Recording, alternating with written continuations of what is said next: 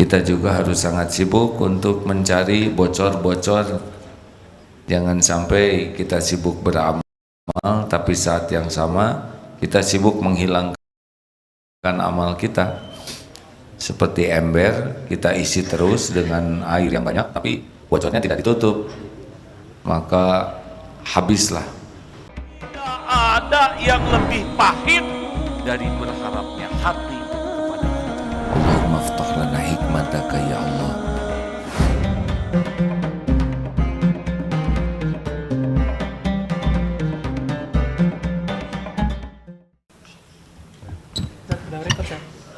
Bismillahirrahmanirrahim. Assalamualaikum warahmatullahi wabarakatuh. Alhamdulillahi rabbil alamin. Allahumma salli wa sallim wa barik ala sayyidina Muhammad wa ala alihi wa ashabihi ajma'in. Semoga Allah yang maha mendengar, maha menyaksikan, maha dekat, maha tahu isi hati kita, maha mengetahui semua masalah kita, dan mengetahui segala jalan keluarnya, menggolongkan kita menjadi orang yang tidak pernah lepas hati ini dari Allah Subhanahu wa Ta'ala. Karena memang apa yang bisa kita lakukan tanpa pertolongan Allah? Tidak ada, tidak ada. Mau menjerit sekeras apapun, berlari ke penjuru bumi manapun, menghibah kepada siapapun, tetap saja hanya satu-satunya penolong adalah Allah Subhanahu wa Ta'ala. Hadirin, selain kita sibuk menambah amal soleh, kita juga harus sangat sibuk untuk mencari bocor-bocor. Jangan sampai kita sibuk beramal, tapi saat yang sama kita sibuk menghilangkan amal kita. Seperti ember, kita isi terus dengan air yang banyak, tapi bocornya tidak ditutup, maka habislah. Ini ada 6 kebocoran, 6 lubang yang sering sekali membahayakan amal-amal kita, dan ini adalah bocoran yang ditulis di Al-Quran, surat Al-Hujurat ayat 11-12. Tapi supaya lengkap, dari 10, 11, 12, 13. Fadhil Ustaz. A'udzu billahi minasy syaithanir rajim. Innamal mu'minuna ikhwatun fa aslihu baina akhawaykum wattaqullaha la'allakum turhamun. Ya ayyuhalladzina amanu la yaskhar qaumun min qaumin asa an yakunu khairan minhum wala nisa'un min nisa'in asa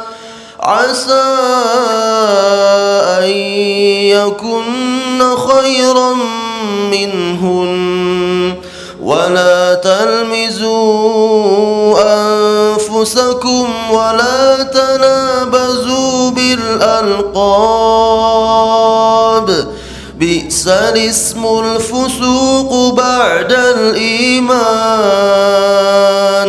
wa man lam yatub fa ulaika humul zalimun. Ya ayyuhalladzina amanu ijtanibu katsiran minadh-dhann inna ba'dadh-dhanni ithmun wa la tajassasu wa la yaghtab ba'dukum ba'dha ayuhibbu ahadukum an ya'kula lahma akhihi maytan fakarihtumuh wattaqullaha inna الله تواب رحيم. Sebagian dulu ya. Innamal mu'minuna ikhwatun fa aslihu baina akhwaikum wattaqullaha la'allakum turhamun. Sesungguhnya orang-orang yang mukmin itu bersaudara. Karena itu damaikanlah di antara kedua saudaramu yang berselisih dan bertakwalah kepada Allah agar kamu mendapat rahmat. Jadi di dalam persaudaraan ini akan ada perbedaan pendapat dan kita bisa mengambil posisi ketiga, tidak posisi yang berbeda pendapat tapi posisi yang mendamaikan. Jadi kalau A, B beda pendapat, nah kita di tengah. A, B beda partai, nah kita bisa juga menjadi posisi yang ketiga, posisi yang membantu supaya bisa damai. Wa aslihu baina akhwaikum, di antara dua saudaramu. Bahkan di dalam situasi yang paling buruk sekalipun, misalkan nauzubillahi min dzalik, ada orang-orang yang beriman yang berseteru dengan keras sampai terjadi peperangan, nah kita harus berupaya keras menjadi bagian yang mendamaikan.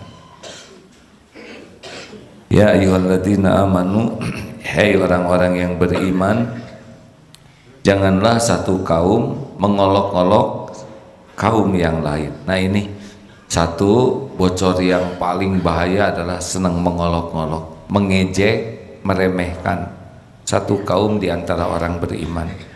Karena boleh jadi mereka orang yang diejek, yang diremehkan itu khairum minhum, lebih baik daripada kamu yang mengejeknya. Kita tidak tahu bagaimana derajat seseorang di sisi Allah. Yang kita tahu hanya dari sebatas informasi, dan itu pun bisa sesuai dengan nafsu kita.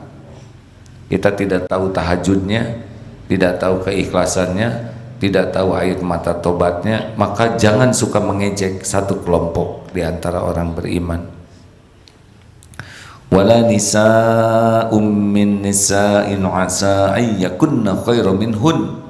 Di sini disebutkan, wahai wanita, perempuan-perempuan, jangan suka mengejek, mengolok-olok wanita yang lain, perempuan lain. Karena boleh jadi yang diejek itu ternyata lebih tinggi di sisi Allah kedudukannya. Habis dia belum menikah, boleh jadi keriduannya dalam situasi sulit belum menikah, itu mengangkat derajatnya. Yang lain pada punya anak, masa dia tidak punya anak? Boleh jadi ujian tidak punya anak itu yang membuat hatinya lebih dekat dengan Allah, berbaik sangka kepada Allah, kemudian menikmati keyakinan bahwa Allah memberikan yang terbaik baginya, dibanding yang punya anak kemudian sombong. Jangan mengolok-olok, dan janganlah kamu saling mencela satu sama lain. Wala talmizu, jangan satu mengolok-olok, dua mencela. Mencela itu benar ya, tapi kita cela. Kalau mengolok-olok sifatnya jauh, tapi kalau mencela tuh langsung ke orangnya. Kamu ini gak benar otaknya.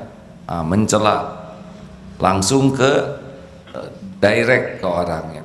Kalau mengolok-olok ada jarak, kalau mencela langsung. Dan wala tanabazu bil alqab, janganlah kamu saling memanggil dengan gelaran-gelaran yang buruk. Seburuk-buruk panggilan adalah panggilan setelah beriman.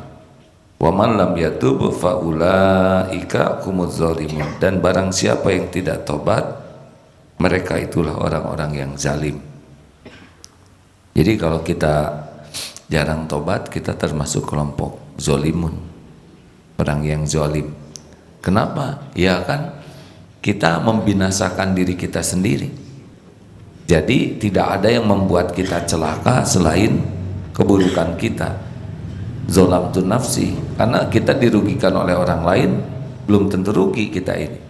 Kalau kitanya benar, kita dicelakakan orang, bisa ngangkat derajat kita, bisa habis dosa kita. Tapi kalau kita zolim ke diri sendiri dan tidak tobat, maka kita benar-benar membinasakan diri kita sendiri. Tidak ada yang membuat kita hina, celaka selain zolam tu nafsi. Makanya kalau kita tidak tobat, nah itu kita zolim betulan. 3 yang pertama tadi apa yang jangan dilakukan? Jangan suka mengejek, mengolok-olok, meremehkan satu kelompok di antara umat beriman ini. 2, jangan saling mencela. Misalkan beda pendapat, ya, jangan dicela dong, tukar pikiran, duduk sama-sama. Ingat ya, ada perbedaan pendapat yang memang dari sahabat juga ada perbedaan pendapat. Tidak usah dicela kalau tidak sependapat dengan kita, karena surga bukan milik kita, benar? Itu pilihan. Kalau dua-duanya memang benar dan seseorang milih di antara yang benar, ya jangan dicela. Seperti taraweh nih ya, ada yang 11 rakaat, ada yang 23 rakaat. Jangan saling mencela karena semuanya dalilnya juga ada. Tinggal milih mana yang paling diyakini. Saya mah mau seperti sunnah Rasul saja 11 rakaat. Saudara tahu Rasulullah rakaatnya pendek-pendek enggak? Nah, kalau kita mengikuti sholat tahajud Rasul mah ada yang dipotong-potong. Jadi 2 rakaat, jadi 20 rakaat ditambah witir. Perbedaan pendapat ini tidak harus saling mencela. Yang kunut, yang tidak kunut, itu kan pilihan, ya. Ya ayat 12-nya, ya ayyuhalladzina amanu istanibu katsiran minadz-dzann. Orang yang beriman, jauhi banyak dari prasangka karena sebagian dari prasangka itu dosa. Maka yang keempat yang harus kita cegah dari diri kita, gampang suudzon kepada orang yang beriman. Kalau orang ngobrol dengan kita, dia beriman kepada Allah, yakin kepada Allah, udah percaya saja. Cari 1001 alasan untuk berbaik sangka, itu enak hadirin. Misalkan dia biasa ke masjid, lalu tidak ke masjid, tidak boleh. Oh, dia mulai munafik nih. Kita suudzon. Siapa tahu beliau dibuat nyenyak oleh Allah karena semalam sudah jaga ibunya. Dan orang yang biasa ke masjid, suatu saat ada uzur tidak ke masjid, pahalanya kan sama. Orang yang biasa tahajud, suatu saat ada kegiatan malam yang membuat kehilangan tahajudnya, padahal sudah niat dan memang setiap malam tahajud, itu pahalanya sama tuh tahajud, insya Allah. Jangan berburuk sangka. Dulu ada kisah tentang orang yang biasa ke majelis taklim terlambat terus, dan suatu saat terlambat sekali. Karena apa? Karena rumahnya jauh. Dan suatu saat terlambat, dia nggak bilang kenapa, karena sepedanya dijual, dipakai nolong orang. Kamu kok telat terus sih, lemot, padahal jalannya itu yang jauh. Makanya kalau ketemu orang beriman, cari 1001 alasan berbaik sangka. Nah, kalau kita sudah berbaik sangka, ternyata dia memang tidak baik ke kita, Allah pasti tahu. Tidak ada rahasia. Begini hadirin, kita berbaik sangka dan yang kita sangka itu ternyata berbuat tidak baik, Allah akan melindungi kita. Hakul yakin. Karena kita sudah berbaik sangkanya juga karena Allah, bukan karena konyol, ya. Jadi kalau kita baik sangka dan ternyata dia mau nipu, nah Allah tahu dia akan nipu kita. Akan ada jalannya nanti bagi Allah membuka informasi sehingga kita terpelihara. Mungkin nanti didatangkan data-data, oh ternyata ini begini. Nah, suami istri harus berbaik sangka satu sama lain, ya. Saya mah curiga sama suami saya. Lah siapa yang milih? Ya, kan saudara yang milih. Ya dulu mah nggak mencurigakan. Akhir-akhir ini aja yang mencurigakan. Karena saudaranya lebih sibuk dengan tidak patuh ke Allah. Maka tahap yang kelima adalah wala tajassasu. Jangan suka ngorek-ngorek aib orang lain. Ini ada ibu-ibu di sini. Bolehkah seorang istri membuka-buka HP suami? Jawab. Ada yang boleh, ada yang tidak. Mana nih yang Tidak boleh? Jawabannya tergantung, ya. Kalau suami nyuruh, Bu, tolong bukakan HP saya. Nah, ibu dengan sukacita, ya, buka. Tapi kalau suami tidur pulas karena dikasih antimo oleh ibu, terus ibu jalannya mengendap-endap, nah ini tidak boleh. Tidak boleh, walaupun keluarga suami istri tidak boleh ngebuka-buka. Saya aja tidak berani sama sekali membuka-buka HP istri, walaupun itu istri, ya, istri-istri maksudnya. Tetap hargai privasinya, tidak harus kita segala tahu. Nanti gimana dong, kalau saya milih, ya lebih baik tidak tahu tapi jadi beres dengan pertolongan Allah daripada saya tahu tapi nggak jadi beres. Benar? Coba kepada ibu-ibu yang pernah ngebuka HP suami misalkan, Bu, sesudah dibuka ada informasi yang tidak sesuai harapan, hati jadi gelisah atau jadi tenang? Gelisah berarti suka buka. Nggak apa-apa, saya harus berburuk sangka, saya harus berbaik sangka, saya harus berbaik sangka. Gelisah, pikiran jadi jernih atau kacau? Kacau. Hati jadi tenang atau galau? Galau. Dengan semua kebingungan itu urusan jadi beres atau nambah? Nambah. Tuh kan, aduh. Jadi hadirin, jangan sampai jadi nambah. Kalau kita berbaik sangka karena yakin Allah Maha Tahu, dan kita tidak ngorek-ngorek karena yakin ini perintah Allah adalah yang benar, nanti Allah yang akan menyelesaikan urusan itu. Lebih baik kita tidak tahu masalahnya tapi dibereskan oleh Allah daripada kita tahu dan tidak jadi beres. Benar, Bu? Jawabannya jadi benar. Nah, tidak boleh buruk sangka saya. Itu sangat menjiwai. Suaranya pelan tapi kedalamannya gitu.